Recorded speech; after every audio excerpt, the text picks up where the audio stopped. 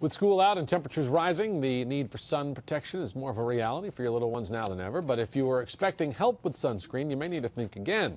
Guidelines may prevent your child's caretaker from slathering it on them. Brooke Selby finds out if those guidelines are the ones really burning your child.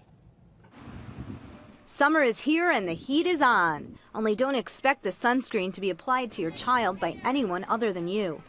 Currently, New York State Department of Education prohibits administrators and educators from applying sunscreen to children. But what happens in the summer? What about summer camp?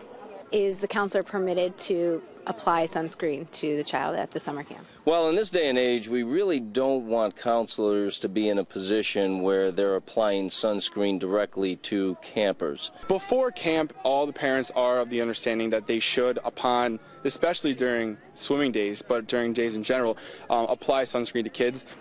That's because the Department of Public Health, who oversees camp maintenance plans, defers to state ed for these guidelines. According to state ed, over-the-counter preparations are not to be utilized in the school setting. The only way the school nurse could apply sunscreen on a child is if the child had a note from their health care provider.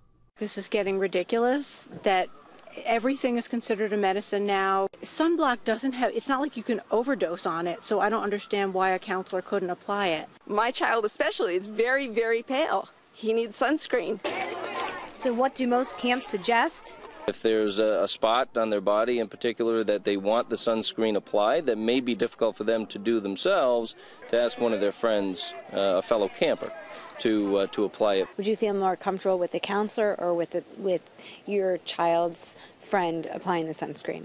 I'd be okay with either one, but I think that the counselor, being an adult, would be more conscientious about making sure that all spots were covered. Let go of the rock.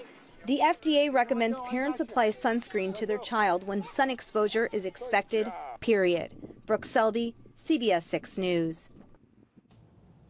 Well, time right now to see how things are shaping up outside. For that, we'll go to Chief Meteorologist Steve LaPointe, who's here now with a look at first weather. And Steve, talking about sunscreen, probably needed it today, maybe tomorrow. Yeah, well, it's pretty much an all summer long thing. We've had a lot of sunny days so far and a lot of sunny days to come for sure. The sunshine this evening being filtered by some high-level clouds.